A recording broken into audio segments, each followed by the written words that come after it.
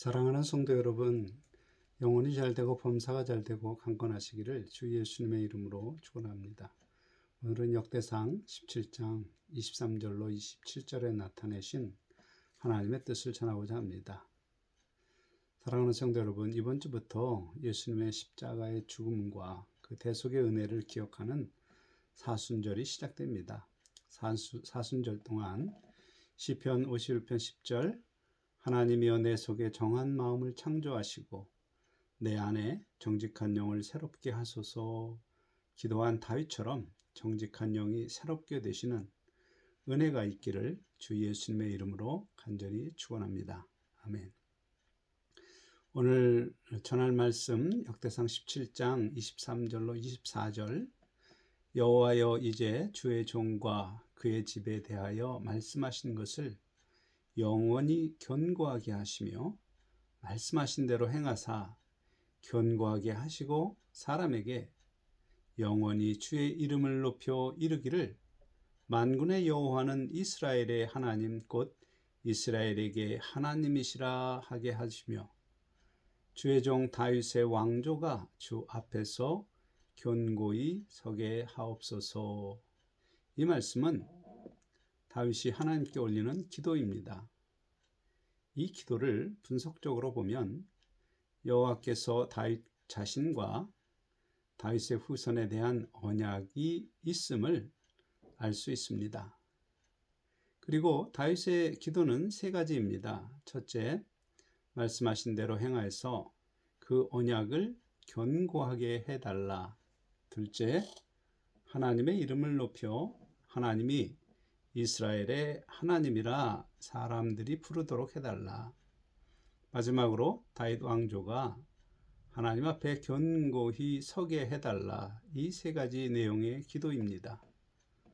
사랑하는 성도 여러분, 기독교인이 하나님께 예배하는 자리에 나오는 이유가 무엇입니까? 나에게 말씀하시는 성경의 하나님을 만나기 위함입니다. 사실 사람은 누구나 이 세상의 부귀 영화를 추구하며 마음의 탐심과 육체의 정욕을 만족시키려는 자기 중심적 생각으로 말하고 행동합니다. 그런 사람의 상태를 성경은 죄의 종으로 규정합니다. 문제는 죄의 종으로 살기 때문에 사람의 주변 사람들과의 시기, 질투, 분노와 미움과 원망의 감정이 쌓이며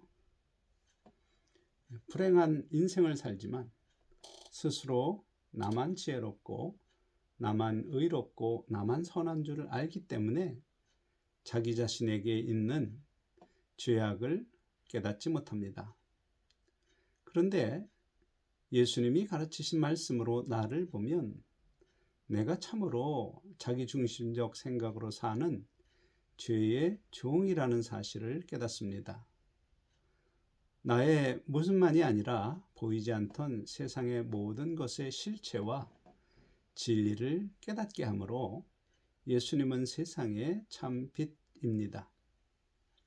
그런데 누구나 예수님의 가르침을 들으면 진리를 깨닫는 것은 아닙니다. 다만 잠언서 8장 17절 나를 사랑하는 자들이 나의 사랑을 입으며 나를 간절히 찾는 자가 나를 만날 것이니라. 이 약속의 말씀대로 간절히 하나님을 찾는 사람만이 진리를 깨닫고 그 진리의 길로 인도하시는 하나님을 만날 수 있습니다. 만일 그렇게 하나님을 만난 사람이라면 오늘 다윗처럼 기도할 수 있기 바랍니다. 이에 먼저 다윗의 기도 배경을 기록한 역대상 17장 앞부분을 살펴보겠습니다.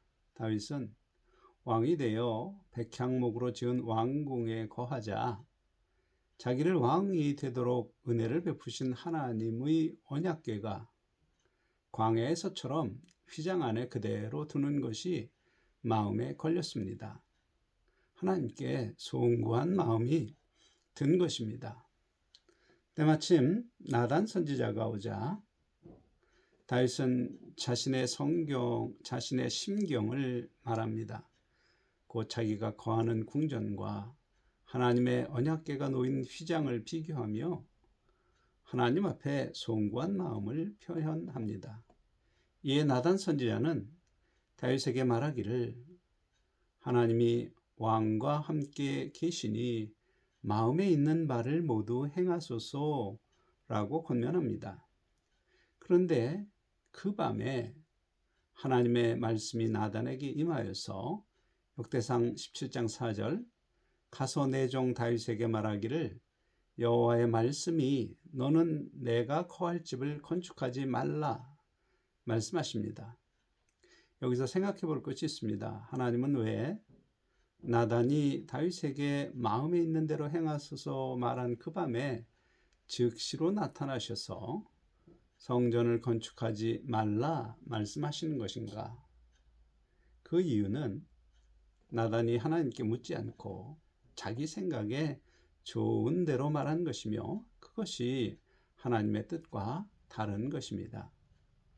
다윗이 품은 생각은 하나님을 위한 성전 건축입니다. 분명히 하나님이 기뻐하실 만한 생각입니다. 그래서 나단은 당연히 하나님이 기뻐하실 줄 알고 다윗에게 마음에 품은 생각대로 하라고 권면한 것이니 결과적으로 다윗에게 성전을 건축하라고 격려한 것입니다. 하지만 다윗을 향하신 하나님의 뜻은 성전 건축이 아닙니다. 그러므로 그 밤에 나타나셔서 성전 건축을 하지 말라는 하나님의 뜻을 밝히신 것입니다. 뜻을 밝히신 하나님께서 묻습니다. 내가 이스라엘을 애굽에서 올라오게 한 날부터 오늘까지 집에 있지 아니하고 오직 이 장막과 저 장막에 있으며 이 성막과 저 성막에 있었나니 이스라엘 무리와 더불어 가는 모든 곳에서 내가 내 백성을 먹이라고 명령한 이스라엘 어느 사사에게 내가 말하기를 너희가 어찌하여 내 백향목 집을 건축하지 아니하였느냐고 말하였느냐. 이 말씀을 묵상하면 하나님의 관점을 알 수 있습니다. 장막이란 요즘 말로 텐트입니다. 장막은 임시 거처일 뿐입니다. 하지만 집은 임시 거처가 아니라 지속적으로 거주하는 것입니다. 한편 출애굽을 한 이스라엘 백성과 동행하시는 하나님은 장막 안에 둔 언약궤의 속죄소라 불리는 곳에서 임재하시며 대제사장을 통하여 하나님과 교통하셨습니다. 하나님과 백성들이 교통하였습니다. 하나님이 그렇게 하심은 일종의 상징입니다. 애굽에서 나온 이스라엘이란 오늘날 애굽이 상징하는 세상에서 나온 성도를 상징합니다. 성도의 인생길은 마치 언약궤를 메고 가는 광야의 길을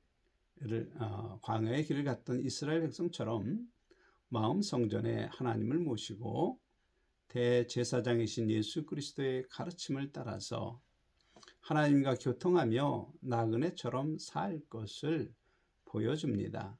성도 여러분, 나그네와 거주민의 차이가 무엇입니까? 나그네는 목적지를 향하여 살지만 거주민은 거주하는 곳에서 잘 먹고 잘 살려고 합니다.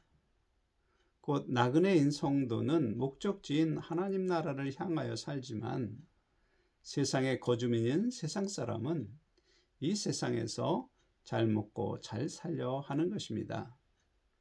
그러므로 성도를 향하신 하나님의 뜻은 이 세상을 나그네처럼 사는 사람입니다. 그러므로 하나님은 출애굽 이후 사사시대를 지나는 동안 언약궤를 둘 집을 지으라고 명령하시지 않으셨고 장막에 두신 것입니다. 그럼에도 불구하고 하나님은 다윗의 겸손한 마음을 기쁘시게 봤습니다. 그리고는 역대상 17장 7절로 8절에 양치는 목동이었던 다윗을 하나님의 백성 이스라엘의 주권자로 삼고 다윗이 어디로 가든지 함께하며 모든 대적을 다윗 앞에서 멸하신 일, 곧 하나님께서 다윗을 위하여 이미 실행하신 내용을 설명하십니다. 그리고 이어지는 말씀, 세상에서 존귀한 자들의 이름같이 이름을 내게 만들어 주리라.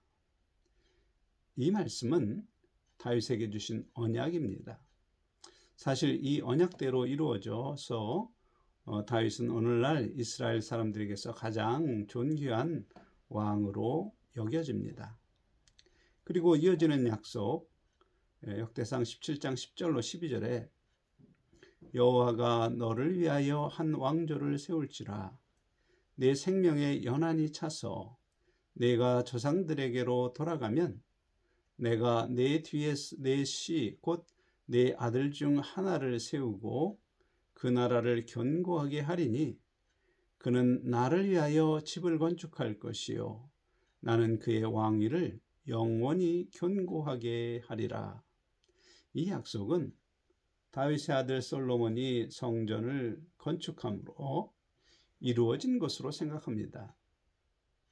하지만 솔로몬이 죽자 바로 그의 나라가 남과 북으로 나뉘었고 아수르와 바벨론에게 멸망합니다. 따라서 나는 그의 왕위를 영원히 견고하게 하리라는 약속은 이루어지지 않은 거짓이 됩니다. 그러므로 하나님의 집을 건축한 다윗의 씨, 하나님이 그의 이스라엘 왕위를 영원히 견고하게 하시는 분이 누구인지 영적 해석이 필요합니다. 결론부터 말하면 바로 다윗의 후손으로 이 세상에 오신 예수 그리스도이십니다.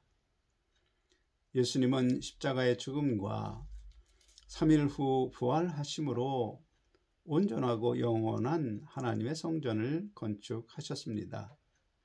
그러므로 역대상 17장 14절 내가 영원히 그를 내 집과 내 나라에 세우리니 그의 왕위가 영원히 견고하리라. 이 언약은 다윗의 후손으로 이 세상에 오실 메시아 곧 예수 그리스도에 대한 예언이자 언약이었던 것입니다. 이 언약과 이 예언과 언약을 따라서 예수님은 다윗의 후손으로 이 땅에 오셨고 하나님의 아들이라 일컬었으며 병든 자를 고치고 귀신을 쫓아내며 가난한 자에게 복음을 전함으로 사람들 마음에 하나님을 모으시는 마음 성전이 세워집니다. 그리고 예수님은 십자가의 죽음과 부활로 하나님을 아버지라 부르며 성령의 법에 순종하는 모든 영적 이스라엘의 왕이요 하나님 나라의 주권자가 되셨습니다. 그리고 재림과 심판을 통하여 영원하신 왕으로 온 우주를 다스리실 것입니다. 그러므로 다윗에게 주신 이 언약은 예수 그리스도를 구주로 믿고 영접한 성도들에게도 주어진 언약입니다. 그들이 바로 하나님의 왕으로 세우신 예수 그리스도의 집이자 하나님의 백성이 되기 때문입니다. 선지자 나단이 이 모든 말씀을 다윗에게 전하자 다윗이 그 예언과 언약을 믿고 광야에서 양을 치던 목동이었던 자신을 불러 이스라엘의 왕이 되게 하시고 또 후손의 먼 장래까지 말씀하심으로 여호와 하나님께서 나를 존귀한 자들 같이 여기셨나이다 고백합니다. 이 고백을 묵상하면 나는 존귀한 자가 아닌데 존귀한 자들 같이 여기셨다는 말이므로 다윗의 겸손한 마음을 볼 수 있습니다. 그런데 하나님이 왕으로 세우신 존귀한 자가 다윗이 처음이 아닙니다. 처음 존귀한 자로 세운 사람은 사울입니다. 그는 왕이 되기 전에 하나님 앞에 겸손한 사람이었습니다. 왕이 되고도 처음에는 겸손했습니다. 그러나 하나님의 도우심으로 전쟁에 승리하며 사람들이 따르고 그를 높이자 하나님의 명령을 거역합니다. 특히 자기 생각에 유익한 것이라면 거짓말까지 하며 하나님을 속이려 합니다.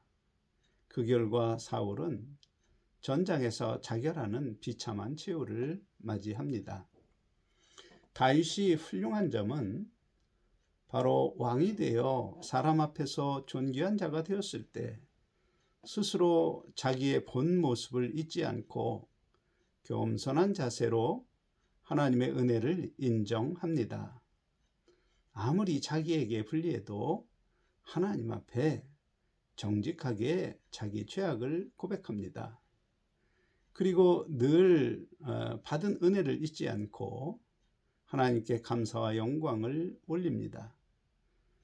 또 그것으로 끝나지 않고 주신 언약을 믿고 하나님의 뜻을 이루어 달라는 기도를 합니다. 그 기도가 바로 오늘 처음에 소개한 역대상 17장 23절로 24절의 기도입니다. 다시 요약하면 말씀하신 대로 행하여 하나님의 언약을 견고하게 해달라. 하나님의 이름을 높여 사람들이 이스라엘의 하나님이라 부르도록 해달라. 다윗 왕조가 하나님 앞에서 견고히 서게 해달라. 이 세 가지 내용의 기도입니다. 그리고 다윗은 역대상 17장 26절로 27절에 여호와여 오직 주는 하나님이시라. 주께서 이 좋은 것으로 주의 종에게 허락하시고 이제 주께서 종의 왕조에 복을 주사 주 앞에 영원히 두기시기를 기뻐하시나이다. 여호와여 주께서 복을 주셨사오니 이 복을 영원히 누리리이다 라고 믿음으로 고백합니다. 사랑하는 성도 여러분, 이러한 다윗의 이야기에서 우리를 향하신 하나님의 음성을 들어야 합니다. 사실 하나님이 세우신 다윗 왕조, 곧 다윗의 자손으로 모든 하나님의 백성의 왕이 되신 예수 그리스도를 영원한 왕으로 세우고 그의 나라를 영원히 견고하게 하셨습니다. 바로 우리가 그의 나라이며 예수님은 우리의 영원한 왕이 되시기 때문입니다. 그리고 그의 백성된 우리에게 하나님은 복을 주셨습니다. 곧 육체가 생명을 다하여 흙으로 돌아가도 우리의 영혼은 영생하는 복을 주셨습니다. 특히 왕이신 주 예수님께서 친구라 부르시는 영광의 형체로 부활할 수 있는 복도 주셨습니다. 그뿐만 아닙니다. 이 세상을 사는 동안 지키시고 보호하시고 인도하시며 또 약속의 말씀을 따라서 부족함이 없이 주시고 평강과 기쁨과 행복을 누리는 복도 주셨습니다. 그 모든 복을 약속으로 받은 성도들이 그 복이 내게 이루어 주실 것을 소망하며 믿고 기도하는 사람은 다윗과 같은 사람입니다. 하지만 하나님의 언약으로 주신 복은 관심이 없고 자기가 원하는 세상 복, 부귀영화, 건강, 장수를 하나님께서 이루어 달라고 떼쓰고 안 이루어지면 원망하는 사람이 바로 사울과 같은 사람입니다. 사울과 같은 사람은 심지어 하나님을 저주하며 하나님을 떠납니다. 그 결말은 사울처럼 처참한 비극으로 끝나게 됩니다. 그러므로 하나님께서 다윗과 세운 언약은 온 이스라엘의 왕으로 오신 예수 그리스도를 온 이스라엘의 왕으로서 예수 그리스도를 세우시고 그의 나라를 영원히 견고하게 하심으로 결국 영적 이스라엘인 우리를 구원하셔서 우리도 영광의 부활과 온 천하를 다스리는 자로 세우기 위함입니다. 그리고 이미 예수님의 부활로 하나님의 일은 온전히 이루어졌습니다. 이제 남은 것은 그 약속을 받은 우리가 다윗처럼 소망하며 믿고 간구하며 하나님 앞에 정직하게 살 것인가, 아니면 자기 생각을 지혜롭게 여기고 그 생각대로 살 것인가, 그 선택이 앞에 있는 것입니다. 사랑하는 성도 여러분, 다윗처럼 정직한 영이 새롭게 되기를 기도해야 합니다. 특히 우리 사회는 지금 거짓이 온 백성의 마음에 지혜로운 것으로 생각될 정도로 거짓의 영에 사로잡혀 있습니다. 정치인들, 법관, 검사, 언론 등등 사회 각 분야에서 정직과 공의가 최우선이 되어야 할 사람들이 자기의 유불리를 따라서 거짓말을 참말처럼 합니다. 그런 거짓의 토양은 바로 국민이 거짓을 용납하기 때문입니다. 사실 스스로 거짓을 유불리를 따라 말하면 공인에게 어떻게 거짓의 책임을 물을 수 있겠습니까? 결국 거짓이 만연한 사회, 마귀가 강력히 역사하는 사회가 되어 망하게 됩니다. 분명한 것은 거짓은 마귀에게 속한 것이다. 거짓을 말하는 자는 망할 것이다. 말씀하시는 하나님 앞에 정직한 영을 새롭게 한 다윗처럼 우리도 정직한 영이 새롭게 될 때 주 예수님의 십자가 보혈로 세우고 또 부활로 확증한 하나님의 약속이 나에게 주신 약속임을 깨닫습니다. 깨닫는 사람 중에 약속을 믿고 소망하는 사람만이 영광의 부활에 들어가기를 기도합니다. 그리고 그 믿음의 기도대로 내게 이루어지도록 인도하시는 하나님께 순종함으로 영원히 복을 누릴 자가 될 것입니다. 그런 성도 여러분이 되시기를 주 예수님의 이름으로 간절히 축원합니다. 아멘.